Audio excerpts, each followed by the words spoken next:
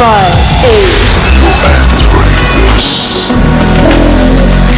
entering the slow zone. The best slow hits station 105.8 Light FM.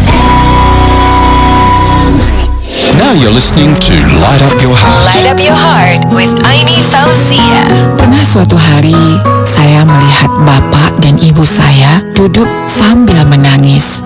Beberapa menit kemudian, ibu memanggil saya dan adik perempuan saya untuk berbicara.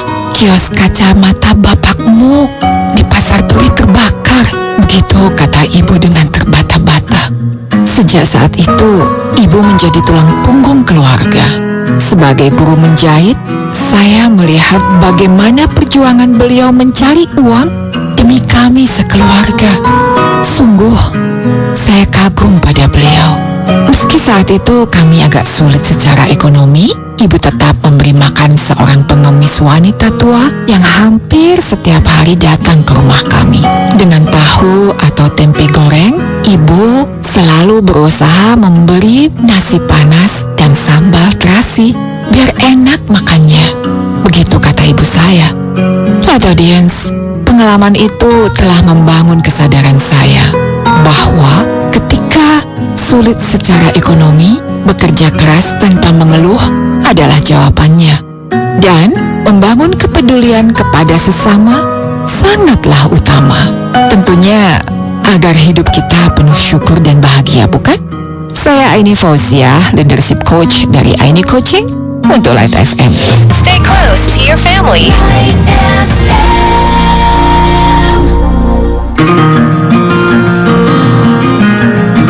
Saatnya Anda mendengarkan berproses menuju kesejatian diri bersama pemikir spiritual Siwo Agus Hidayat.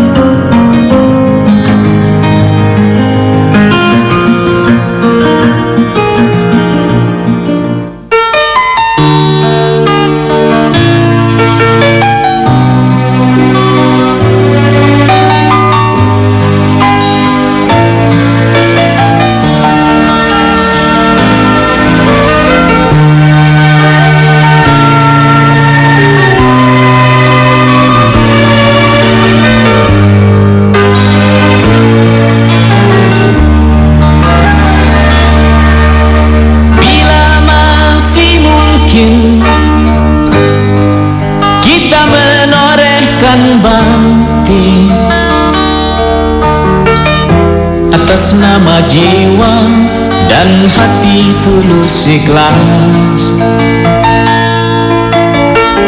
mumpung masih ada kesempatan buat kita mengumpulkan bekal perjalanan abadi. Ho ho ho, du du du du du du.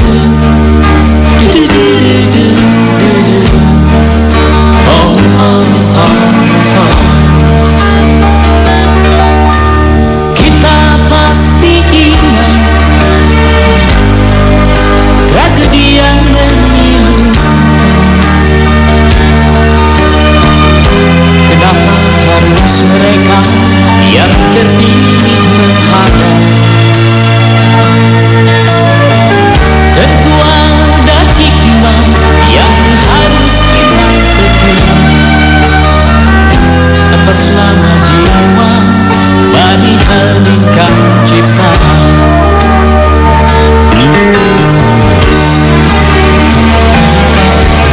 Kita mesti bersyukur bahwa kita masih diberi waktu.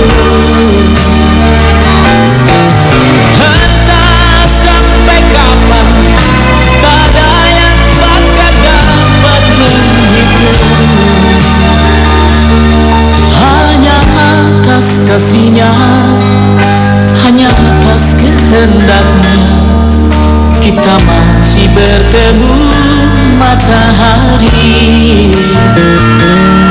Kepada rumpun dilalang, kepada bintang gemintang, kita dapat mencoba meminjam catatannya.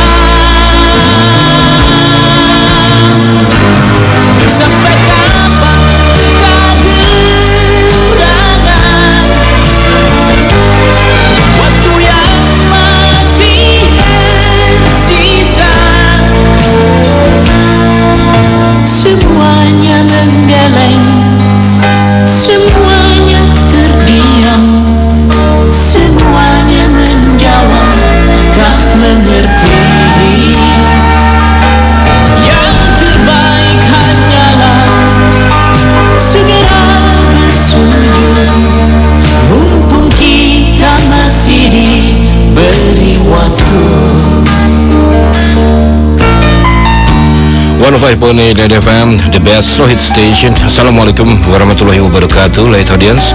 Kembali saya Monix dan juga produser saya Jack Plam dan Sarif Mokodompit teknisi kami mengucapkan selamat malam, dan kembali kita sharing bersama Siwo Agus Hidayat dalam berproses menuju kesejatian diri ya. Edisi hari ini hari Kamis tanggal 12 Juli 2012. Oke, assalamualaikum Siwo. Waalaikumsalam warahmatullahi. Iya, Siwo, kita langsung terima penelpon yang pertama ya Siwo ya. Iya.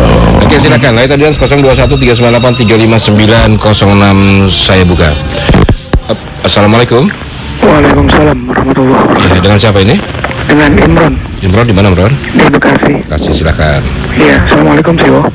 Waalaikumsalam warahmatullahi. Pertanyaan pertama, apa definisi pahala dan definisi dosa menurut Halo? Bisa lebih jelas? Apa definisi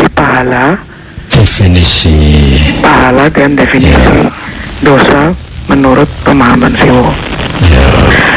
Terus kelanjutannya, bagaimana kita mengetahui seberapa banyak pahala yang sudah kita peroleh dan sebaliknya seberapa banyak dosa yang sudah kita koleksi?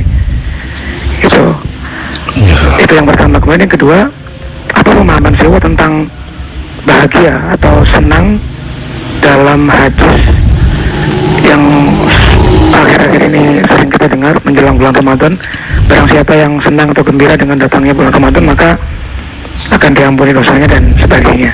Apa pemahaman Siwo tentang gembira di situ?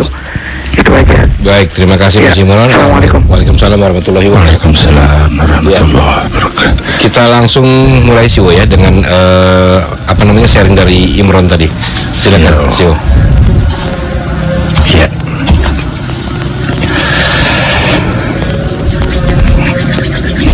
Kepada para light audience beserta seluruh staf dan keluarga besar Light FM, Assalamualaikum warahmatullahi wabarakatuh. Bismillahi walhamdulillah wassallallahu ala rasulillahi wa alihi wa mawala wal hawla wala quwata illa billah. Teman-teman, kita ketemu lagi, kita sharing kembali sebagaimana biasa. Dalam sharing ini kita berbagi tugas saya adalah merespon, menanggapi atau menjawab sepanjang kemampuan saya. Saya akan menjawab pada saat saya bisa, dan saya akan tidak menjawab manakala saya tidak bisa. Sebagaimana biasa, yang pertama mohon posisikan saya sekedar sebagai teman sharing, karena memang saya bukan narasumber apalagi rujukan. Itu karena apa yang akan saya sharingkan hanya berdasarkan kebenaran yang baru menurut saya, yang masih dalam wilayah relatif, belum ada jaminan pasti benar, masih dalam proses, sehingga bisa dikritisi dan bisa direvisi.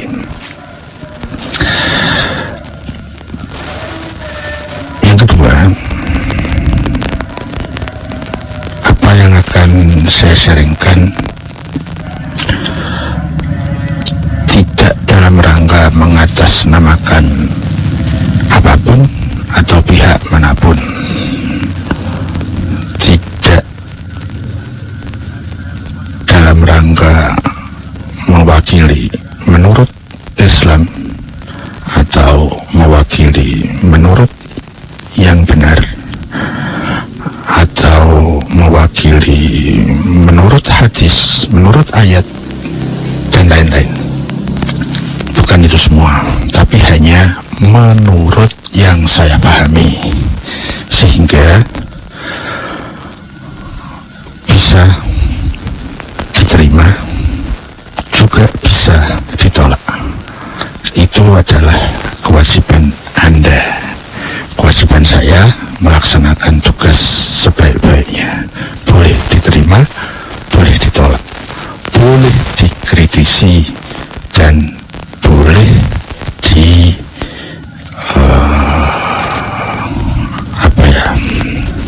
boleh dibantah lah.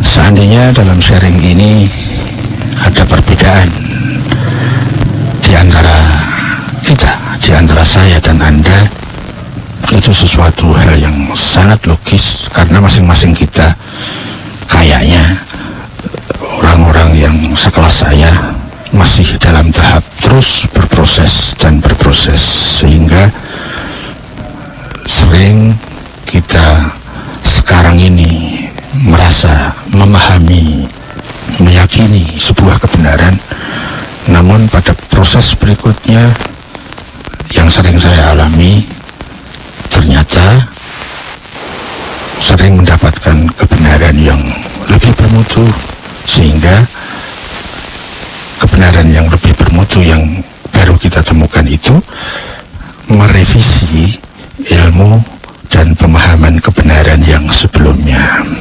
Bisa jadi yang akan saya sharingkan malam ini itu dalam posisi seperti itu.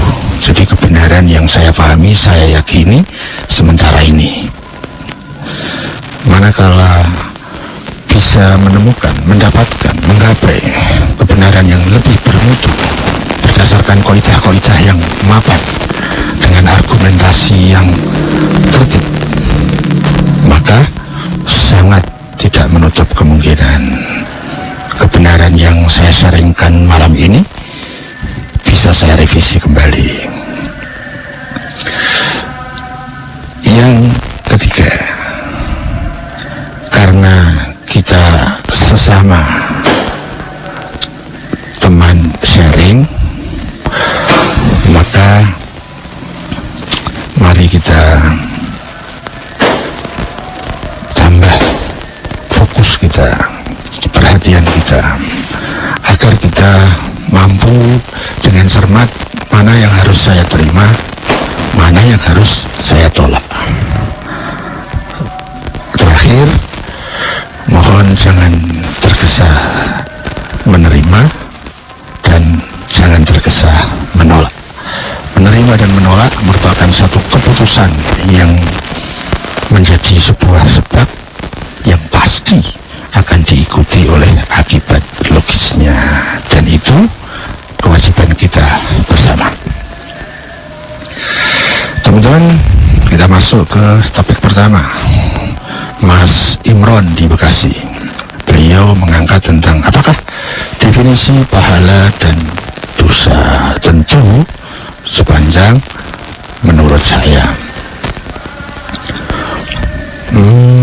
pahala dan dosa. Pahala itu satu akibat dari sebab-sebab tertentu.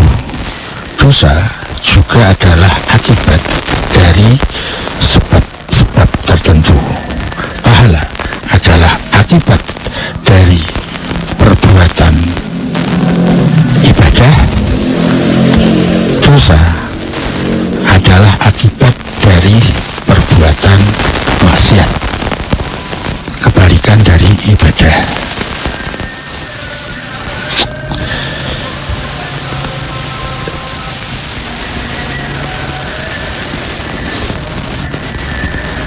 Kira-kira itu definisinya. Pahala adalah akibat yang pasti mengikuti perbuatan-perbuatan ibadah. Dosa adalah akibat yang pasti mengikuti perbuatan-perbuatan maksiat. Perbuatan di sini bisa bentuk perbuatan batin, perbuatan hati, bisa bentuknya perbuatan pikiran, bisa bentuknya perbuatan fisik. Masing-masing perbuatan itu pada saat bernilai ibadah, maka dia merupakan sebab yang akan diikuti oleh sesuatu yang disebut pahala. Sebaliknya, perbuatan-perbuatan yang berlawanan, kontradiktif dengan ibadah, saya sebut saja perbuatan maksiat, baik perbuatan hati, perbuatan pikiran, maupun perbuatan indera dan fisik. Perbuatan maksiat itu adalah suatu sebab yang pasti akan diikuti oleh akibat tertentu. Akibat tertentu itu namanya dosa. Nah, lebih itu yang bisa saya sharingkan. Yang kedua, bagaimana mengetahui seberapakah pahala atau dosa yang telah saya koleksi? Nah, untuk kita mengetahui seberapakah ukuran besar kecil pahala atau dosa,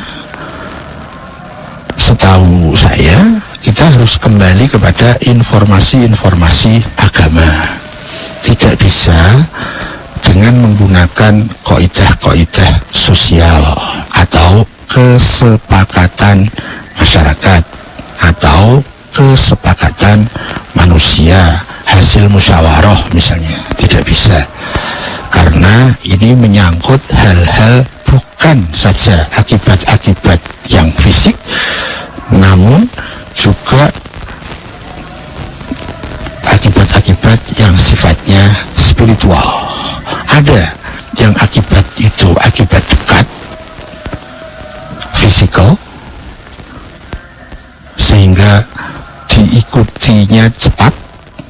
Namun ada juga akibat-akibat yang jauh, non-fisikal, sehingga jaraknya panjang.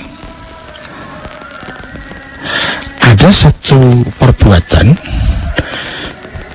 yang disebut pahala, yang akibatnya itu pahala. Dari perbuatan tertentu pahalanya bisa memanjang, akibatnya bisa menerus. Namun ada juga sebab-sebab yang diikuti oleh suatu akibat pahala atau akibat dosa, yang dia pada akibat dekat dan fisikal. Nah, untuk mengetahui bagaimana mengukur besar kecilnya pahala atau dosa, kita harus merujuk ke kamus-kamus agama. Di sana kita bisa mempelajari, meskipun secara detail, semakin detail akan semakin sulit ya, namun paling tidak garis besarnya kita bisa mendapatkan hukum-hukum, aturan-aturan sebab akibat itu. Sebabnya ini, akibat pahalanya seberapa. Sebab maksiat ini, akibat dosanya seberapa. Satu contoh, seseorang yang menyalahi aturan Tuhan, jadi bermaksiat, namun tidak merugikan pihak lain, itu tentu akibat dosanya berbeda. Nanti cara untuk menetralkan, mengklirkan, menghapuskan, mentaubati juga berbeda. Pada saat seseorang, saya atau Anda, melakukan perbuatan maksiat yang tidak merugikan pihak lain, maka untuk penghapusannya kita cukup meminta ampun kepada Tuhan demi kebaikan kita. Namun kalau perbuatan itu di samping menyalahi hukum-hukum kebenaran, hukum Tuhan, juga merugikan pihak lain, maka akibatnya lebih besar. Untuk menghapuskannya, mentaubatinya juga lebih sulit, karena harus meminta ampun kepada Tuhan dan meminta maaf kepada yang dirugikan. Ghibah misalnya, ya, ghibah itu sebuah perbuatan yang merugikan manusia dan itu dilarang oleh rumus agama.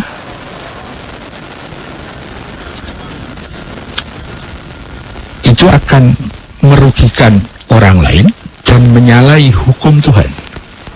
Setiap sesuatu perbuatan yang merugikan orang lain pasti menyalahi hukum Tuhan, sehingga merugikan orang lain itu adalah sebuah sebab yang akan diikuti oleh akibat yang lebih besar ketimbang kita menyalahi hanya pada hukum Tuhan tapi tidak merugikan orang lain.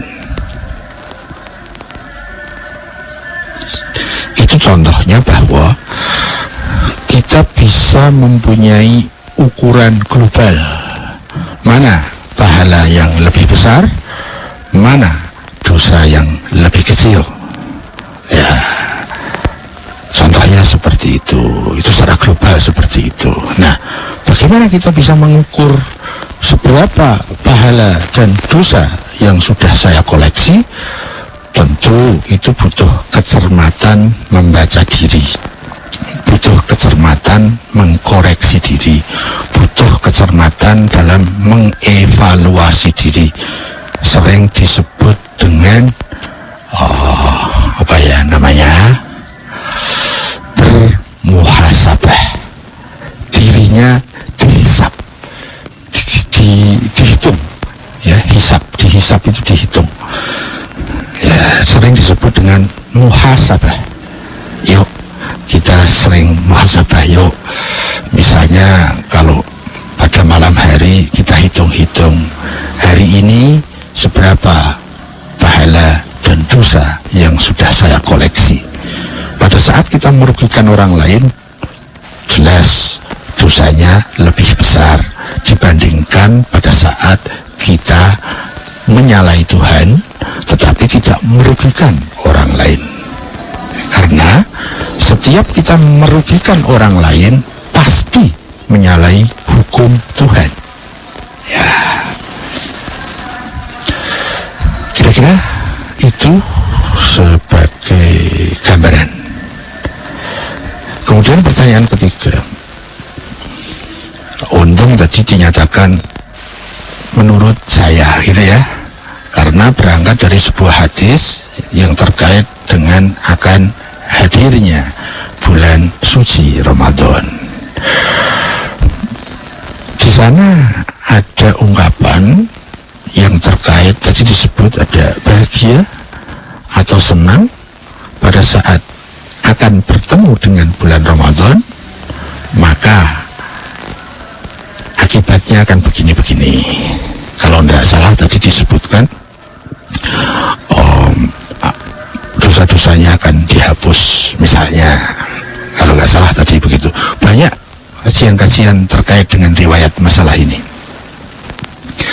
Di situ kita diajari juga sebuah hukum sebab akibat. Barang siapa yang mempunyai sebab bahwa dirinya mempunyai respon yang baik terhadap sebuah kesucian, maka berarti dalam dirinya ada sebab baik dan pasti akan diikuti oleh akibat-akibat baik. Bisa juga disebut dengan pahala. Ya. Sebaliknya, pada saat kita respon kita terhadap sebuah kesucian itu tidak baik, tidak rela, tidak suka, tidak senang, maka di situ ada kondisi bahwa di dalam diri kita ada sesuatu yang tidak baik. Ada sebab ketidakbaikan dalam diri kita. Maka pasti akan ada akibat logisnya, yaitu akan ada ketidakbaikan yang mengikuti. Kita pernah membahas satu kaidah hukum. Hukum ini universal, bahwa kesucian dengan kesucian itu saling mendekat. Kekotoran dengan kekotoran juga saling mendekat. Dan kesucian dengan kekotoran atau kekotoran dengan kesucian itu saling menolak, saling menjauh.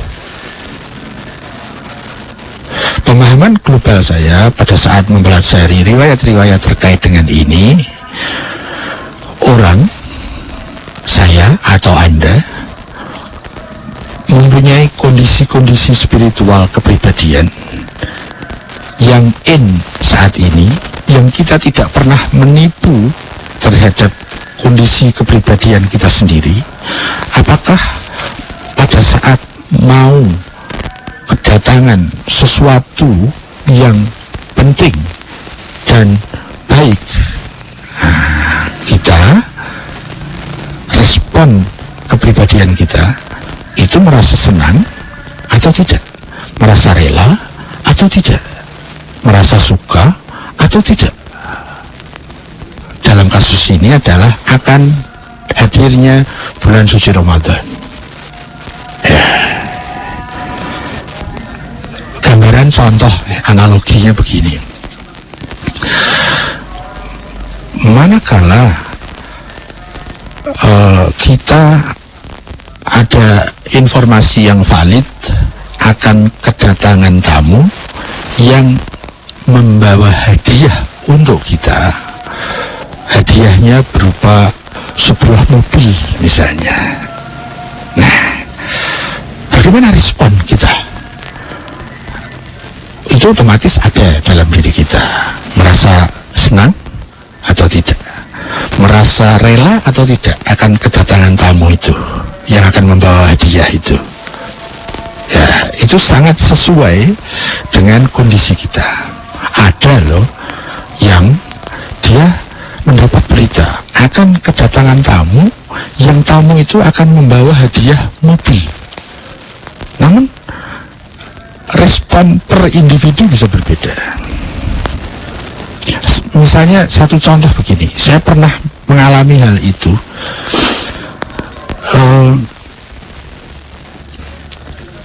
Tapi ada respon seperti ini. Kalau saya punya mobil, untuk apa ya? Padahal pada saat itu saya selalu kemana-mana. Ya, kalau nggak naik bus, naik kereta api. Kalau nggak naik kereta api, naik pesawat terbang. Naik mobil sendiri kayaknya justru tidak efektif. Banyak urusan, banyak tanggung jawab. Harus merawat ini itu. Belum lagi posisi rumah saya itu tidak strategis kalau ada mobilnya, karena sempit, misalnya begitu. Belum lagi di rumah banyak anak-anak, dan juga anak-anak punya teman-teman yang suka bermain di rumah. Nah, kalau saya punya mobil, nanti ada temennya anak-anak main di situ, saya harus ngawasi. Nanti chatnya beret sama anak-anak itu. Nanti dan seterusnya.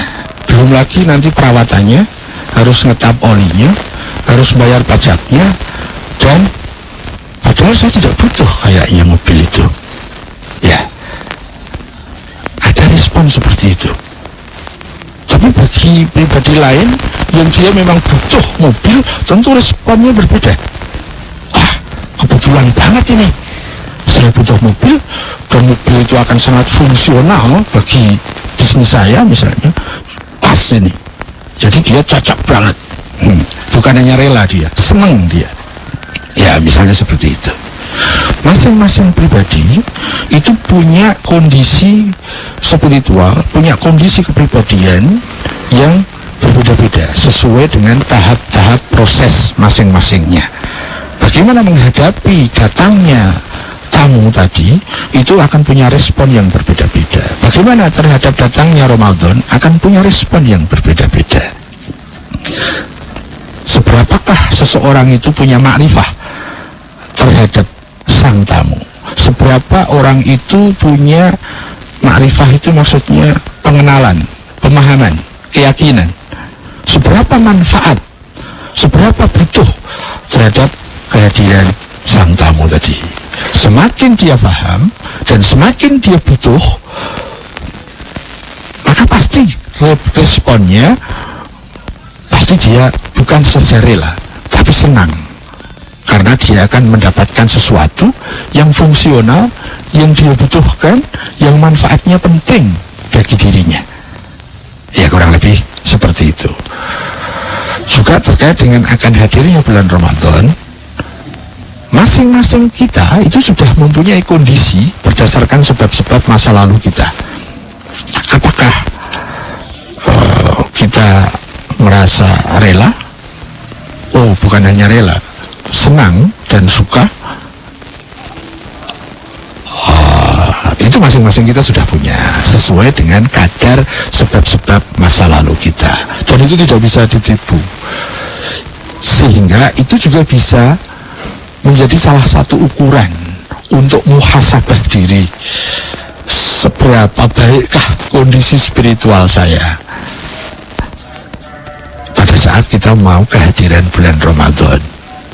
Ya, itu tadi faktor-faktor yang mempengaruhi adalah bagaimana sebab-sebab masa lalu yang sudah kita ambil akan membentuk kondisi pribadi.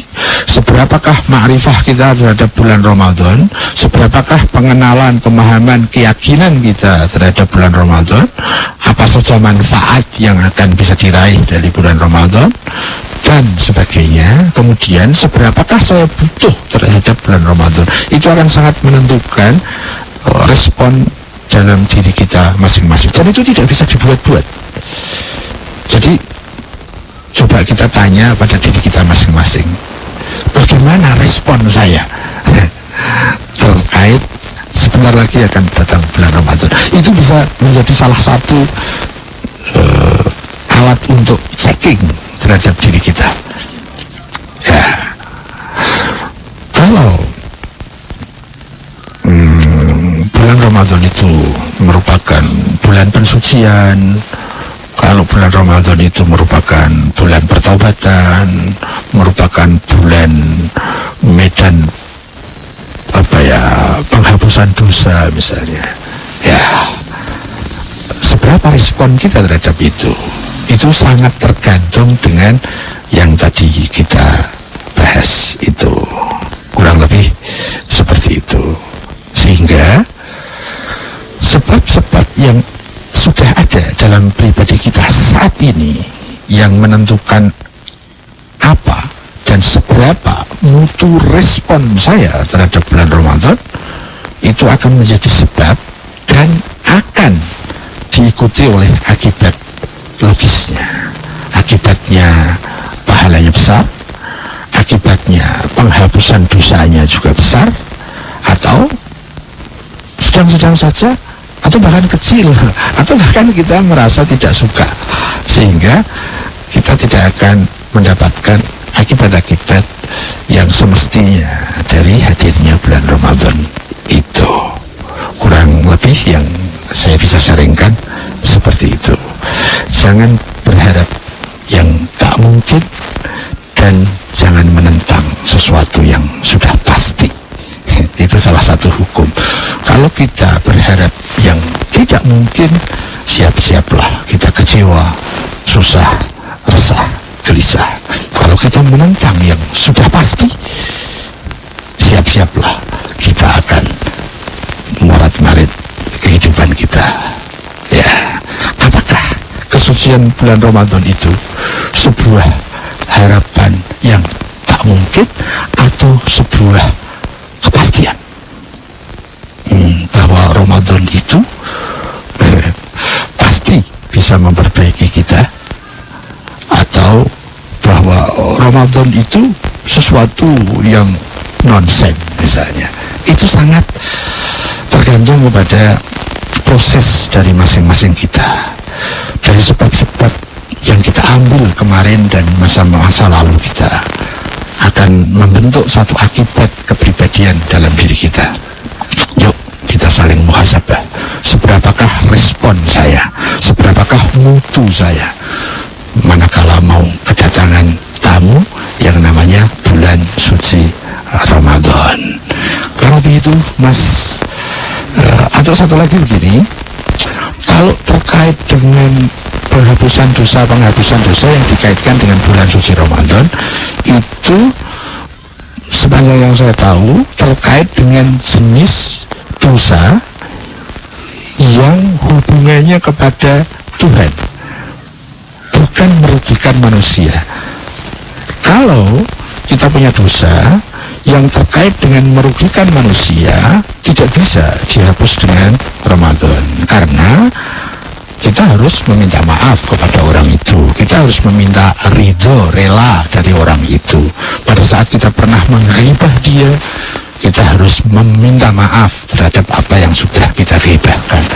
Pada saat kita sudah berbuat fitnah kepada seseorang, tidak bisa terhapus dengan sebaik apapun nilai dari bulan Ramadan yang kita manfaatkan. Ya, jadi kalau di sana ada kaitan-kaitan akibat penghapusan dosa misalnya, itu sepanjang yang saya tahu hanya terkait dengan dosa-dosa yang hubungannya pada saat kita bermaksiat kepada hukum-hukum Tuhan, hukum-hukum kebenaran. Nah, tapi kalau sudah menyentuh merugikan orang lain, kita harus meminta maaf dan meminta kerelaan dari orang lain yang kita rugikan itu. Ya, misalnya pernah menzalimi seseorang, pernah punya hutang yang nggak nyaur-nyaur dengan unsur kesengajaan misalnya. Nah, itu merugikan pihak lain. Nggak bisa otomatis dia hapus karena bulan Ramadan. Ya, kaidah yang mungkin sudah kita pahami, karena itu berlaku bukan hanya pada dunia spiritual tapi juga pada dunia fisikal, yaitu bahwa kebaikan itu bisa menghapus keburukan. Kebaikan Ramadan juga akan bisa menghapus dosa-dosa, namun yang tidak terkait dengan yang merugikan orang lain atau pihak lain. Orang lain itu ada skala prioritas. Bagi seorang suami yang harus diprioritaskan, siapa orang lain yang kita rugikan, itu adalah ibu dan bapak. Bagi seorang istri, skala prioritas yang harus dicek, siapa yang saya rugikan, itu adalah suami. Bagi seorang anak, prioritas siapa yang pernah saya rugikan, itu adalah kepada ibunya, kemudian kepada bapaknya. Setelah itu baru orang-orang yang lain, saudara yang lain, famili, teman, tetangga, relasi, kolega, dan lain-lain. Tapi skala prioritas ada di bawah yang saya sebutkan tadi. Bagi suami, prioritas yang perlu kita cermati adalah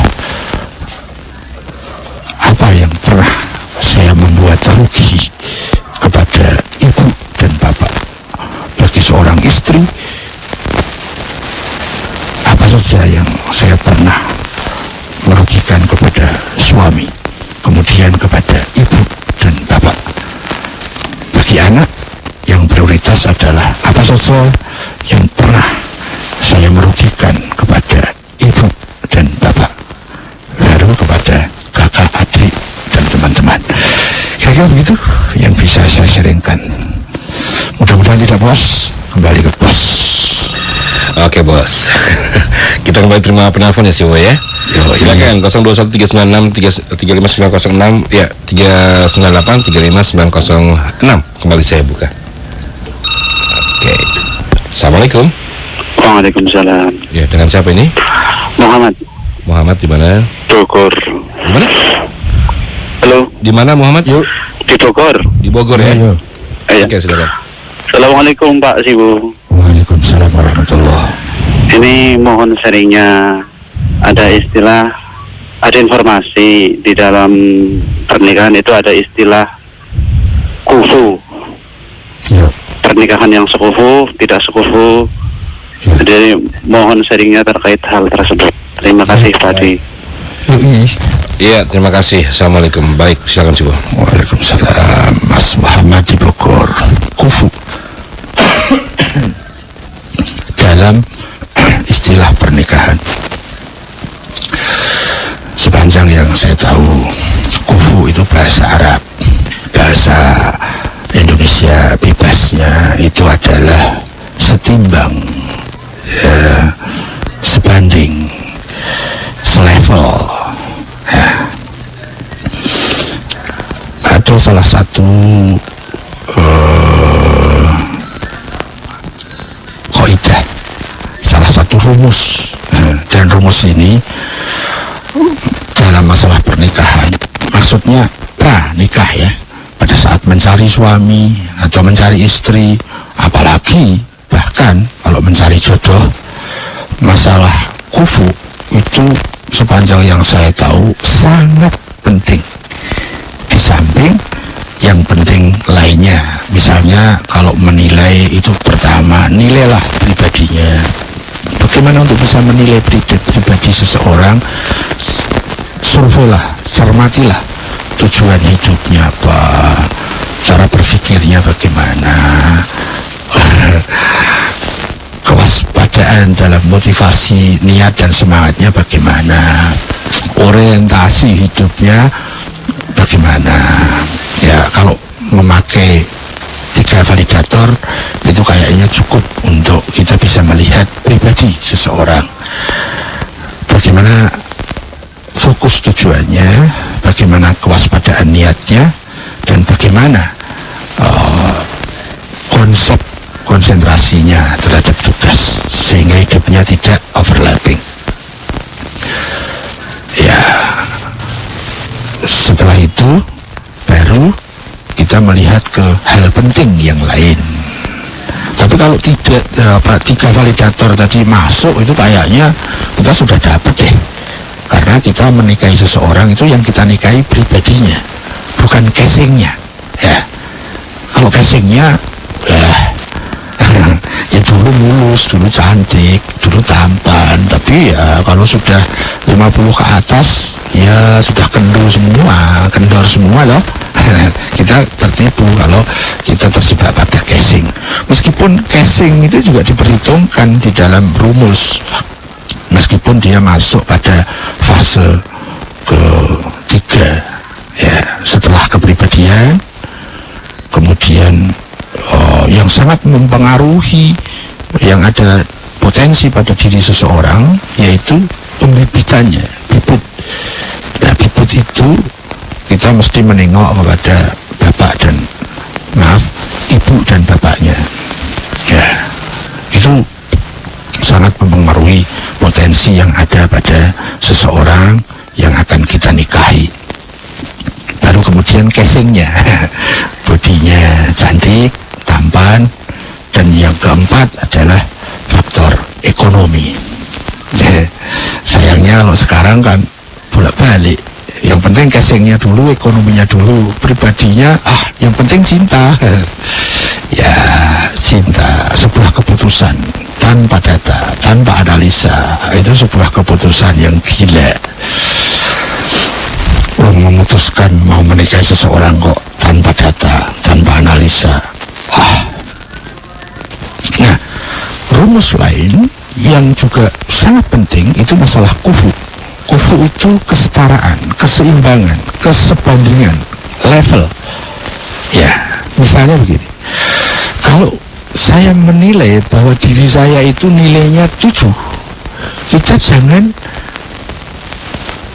berusaha untuk meraih orang lain, calon pasangan kita yang nilainya 9. Kita akan kesulitan. Apalagi kalau saya laki-laki harus menjadi pemimpinnya, akan kesulitan. Nah, yang lebih enak ambil yang sekufu. Kalau saya menilai diri saya 7, ambil yang 7 atau lebih rendah sedikit agar kita bisa memimpin dia. Itu kalau laki-laki. Kalau perempuan, pada saat dirinya menilai bahwa nilai kepribadian saya itu 7, carilah suami yang kira-kira 7 tambah sedikit. Ya, jangan mencari yang 6 misalnya. Wah, nanti ya meskipun itu boleh, tapi dalam sistem kekeluargaan, sistem rumah tangga akan ada kendala-kendala. Ya, karena kalau perempuan lebih superior di rumah itu bisa kurang ideal. Ya, superior dalam makna mutu di sini ya. Namun juga kalau nilai kita 7, jangan ingin mencari yang 9. Kita akan sulit karena kita akan berpartner. Ya, bayangkan kalau orang seperti saya kemudian merencanakan ingin punya istri yang sekelas Khadijah, istri Rasul misalnya. Saya nanti yang nggak kuat. Ya, seperti itu. Jadi sekufu itu penting. Itu contoh dalam nilai. Contoh dalam hal lain, sekufu. Kalau saya Muslim, carilah yang Muslim. Itu sekufu. Sehingga banyak hal yang kesamaan yang bisa kita dapat di situ. Contoh yang tidak sekufu adalah orang Muslim mendapat orang non-Muslim, itu akan sulit. Itu bagaimana saling memahami perbedaan, bagaimana saling menghargai perbedaan, bagaimana saling menyesuaikan. Baru istilah-istilah omongan setiap hari itu harus menyesuaikan, dan itu tentu akan mengalami kesulitan. Bukan berarti tidak boleh, namun kufu itu jauh lebih ideal. Ya Muslim, ya dengan Muslim. Contoh lagi, kalau orang Jawa yang sekufu, ya orang Jawa. Sehingga kita sudah saling mengenal budayanya sama, tradisinya sama, istilah-istilahnya sama, sehingga tidak terlalu banyak menyesuaikan. Sehingga pada saat kita berpartner, itu sudah banyak kesamaan-kesamaan. Itu. Atau misalnya kalau sekufu, orang pribumi dengan pribumi. Kalau orang pribumi dengan orang bule, akan banyak hal-hal yang harus menyesuaikan. Tentu bukan berarti tidak boleh ya, namun kufu itu lebih ideal karena lebih efektif. Dalam sisi bahasa misalnya, kalau kita hanya bisanya bahasa Indonesia, jangan seyogianya kita mencari pasangan yang bisa bahasa Indonesia. Nah, kalau kita bisanya bahasa Indonesia, dia bisanya bahasa Arab, nah itu nggak kufu dalam sisi bahasa. Itu akan banyak mengalami kesulitan dan kita harus mempunyai perjuangan untuk penyesuaian. Ya, dan itu bisa dikembangkan ke yang lain-lain. Ya, kufu. Nah, kufu nanti juga ada skala prioritasnya. Tentu kufu yang pertama itu tentang kepribadian. Jadi kita nilai dulu diri saya. Pribadi saya itu nilainya berapa? Kalau nilainya 7, jangan kita mencari yang bernilai 9 atau bernilai 6. Ya cari aja yang 7 atau sekitarnya. Ya, sehingga sekufu tentang pribadi. Itu bisa kita cek dari 3 validator. Fokus tujuan, waspada niat, dan konsentrasi tugas. termasuk orientasi hidupnya, orientasi berpikirnya. Kalau kita ketemu teman misalnya, orientasinya orientasi hasil terus, orientasi akibat, wah sulit sekali menilainya dari orientasi hasil. Berpikirnya orientasi hasil, wah, dan itu kan suara egoisme. Kalau suara nurani kan selalu konsentrasi tugas, orientasi ibadah. Misalnya seperti itu. Nah, kufu yang lain sesuai dengan rumus yang saya pahami setelah masalah kepribadian, kufu. Kemudian yang kedua adalah masalah nasab atau keturunan.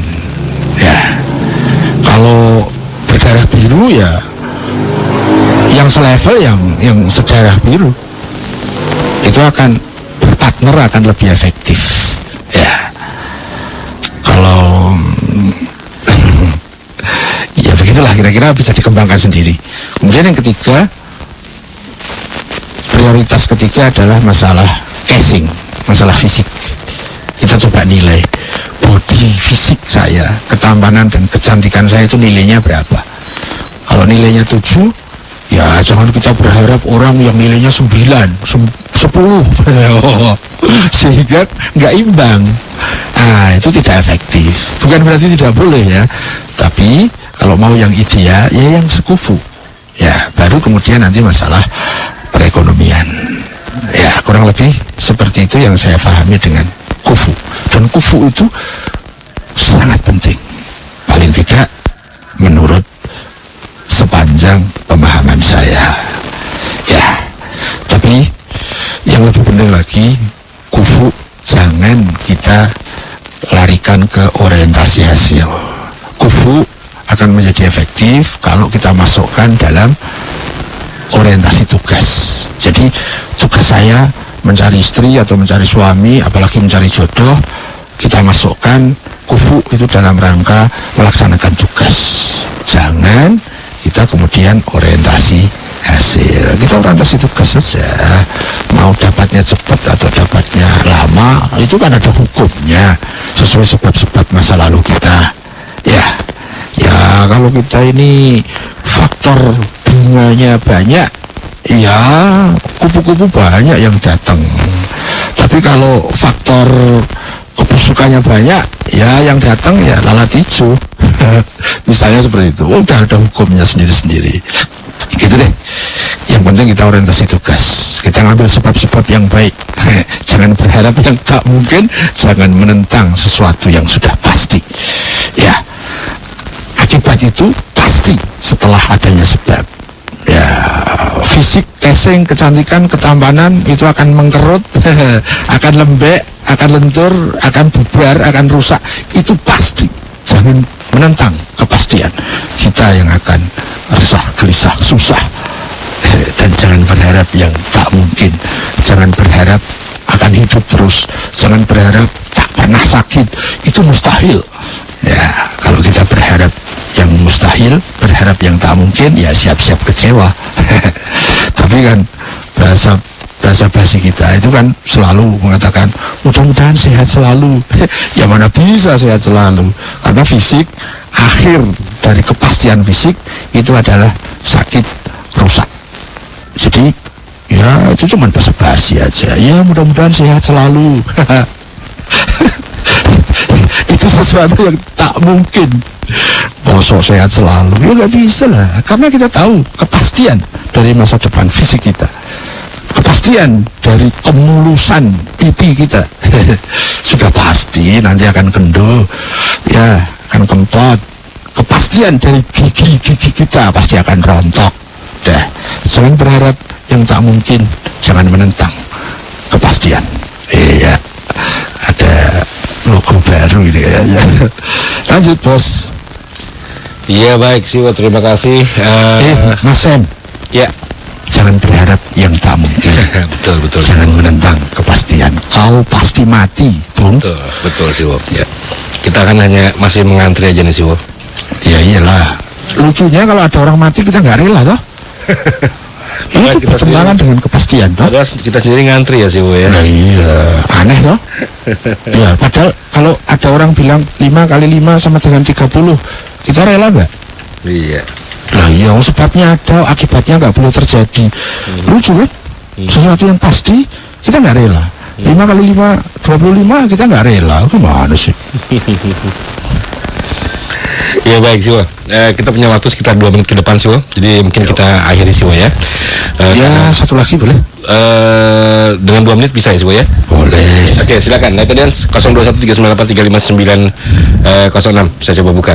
Atau kalau enggak mungkin dari SMS ya Siwo ya? Ya kalau nggak ada. Okay, dari telepon. Baik. Assalamualaikum. Waalaikumsalam. Dengan siapa ini? Dengan Saiful Lebak Bulus. Saiful, bisa tolong dikecilkan Mas Saiful? Iya. Volume radionya. Assalamualaikum Mas Iwo. Waalaikumsalam warahmatullahi. Saya menanyakan tentang barang siapa yang mengamalkan tauhid dengan semurni-murninya pasti masuk surga tanpa hisab. Perkataan ini atau kalimat ini bagaimana dengan perspektif tauhid?